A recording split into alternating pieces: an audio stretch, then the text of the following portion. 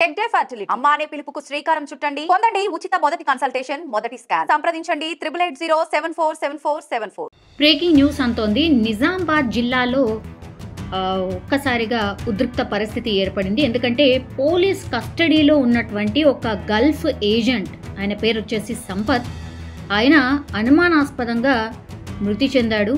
అయితే సంపత్ మృతికి పోలీసులే కారణమంటూ అక్కడ బంధువులైతే పూర్తిగా ఆందోళన చేస్తున్నటువంటి పరిస్థితి. ఒక్కసారిగా పోలీసుల పరిసర ప్రాంతాలు కావచ్చు, పోలీస్ స్టేషన్ పరిసర ప్రాంతాలు, అట్లాగే నిజామాబాద్ ప్రభుత్వ ఆసుపత్రి దగ్గర ఉద్రిక్త పరిస్థితి ఏర్పడింది.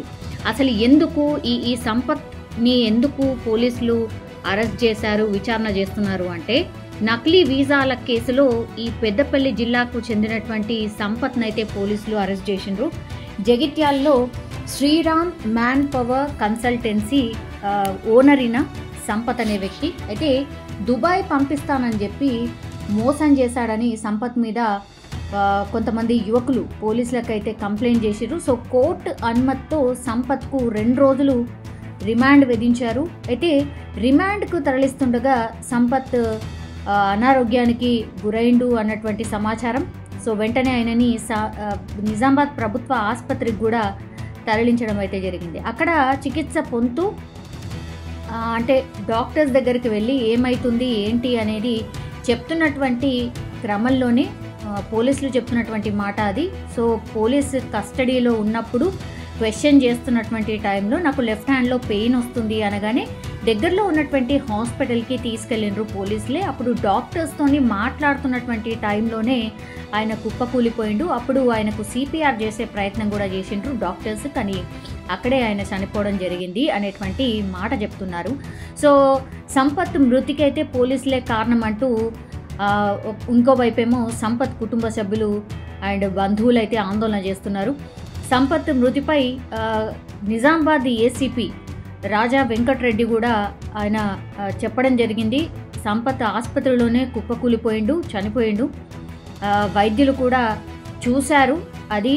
సో రిమాండ్కి అయితే సంపత్ మృతిపై ఎంక్వైరీ కూడా చేస్తున్నాము, 3 వైద్యుల బృందం కూడా పోస్ట్ మార్టం చేస్తున్నారు అనేది సంపత్ కేసుకి సంబంధించి ఇప్పుడు నిజామాబాద్ ఏసీపీ రాజా వెంకటరెడ్డి చెప్తున్నటువంటి సిచ్యువేషన్. కానీ ఇంకోవైపేమో మృతుల బంధువులు ఒకటే ఆరోపిస్తున్నారు, ఆయన హాస్పిటల్ వెళ్ళిన తర్వాత చనిపోలేదు, ఆయనని విచారణ నిమిత్తంలో మరి కొట్టారో ఏం చేశారో తెలియదు, ఆయన పోలీస్ స్టేషన్ పోలీసుల రిమాండ్లో ఉన్నప్పుడే ఆయన చనిపోయిండు, ఈ పోలీసుల దెబ్బలు తాళలేకనే చనిపోయిండు అన్నటువంటి ఆరోపణ కుటుంబ సభ్యులైతే చేస్తున్న పరిస్థితి అయితే కనిపిస్తోంది. సో చాలా డౌట్స్ అయితే ఉన్నాయి కుటుంబ సభ్యులకి. ఎందుకంటే ఈయనని విచారణ నిమిత్తం పోలీసులు అయితే రిమాండ్కి తీసుకోవడం, విచారణ జరుగుతున్నటువంటి టైంలోనే ఆయన నాకు లెఫ్ట్ సైడ్ హ్యాండ్ పెయిన్ వస్తోంది, లెఫ్ట్ సైడ్లో పెయిన్ అనిపిస్తోంది అని చెప్పినట్టుగా, ఆ తర్వాత వెంటనే రెస్పాండ్ అయ్యి దగ్గరలో ఉన్నటువంటి హాస్పిటల్కి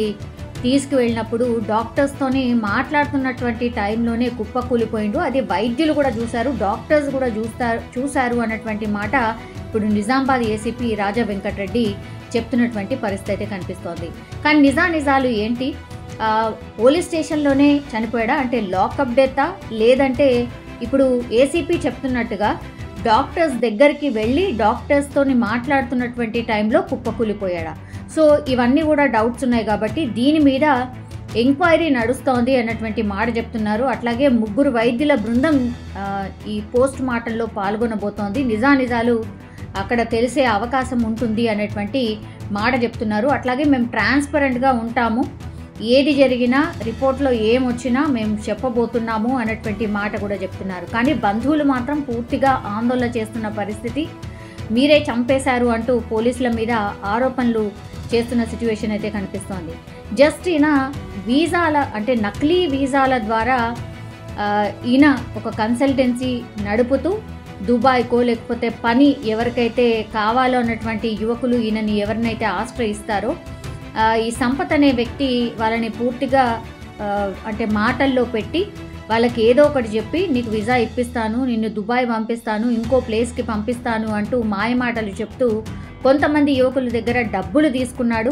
ఆ తర్వాత జాబు లేదు, ఏం లేదు, మోసపోయాము అన్నటువంటి కంప్లైంట్ అయితే పోలీసులకు రావడం, ఆ తర్వాత పోలీసులు ఈయనని 2 రోజుల పాటు రిమాండ్కి తరలించడం, రిమాండ్లో ఉన్నప్పుడే ఈ ఇన్సిడెంట్ జరగడం. సో చాలా అనుమానాలు అయితే వస్తున్న పరిస్థితి అయితే కనిపిస్తోంది. దీని మీద పూర్తి స్థాయిలో ట్రాన్స్పరెంట్గా ఎంక్వైరీ జరగాలి అనేటువంటి మాట మాత్రం స్పష్టంగా వినిపిస్తోంది. గతంలో కూడా ఒక 2-3 ఇన్సిడెంట్స్లో ఇట్లనే పోలీసుల రిమాండ్లో ఉన్నటువంటి ఖైదీలు చనిపోయిన పరిస్థితి.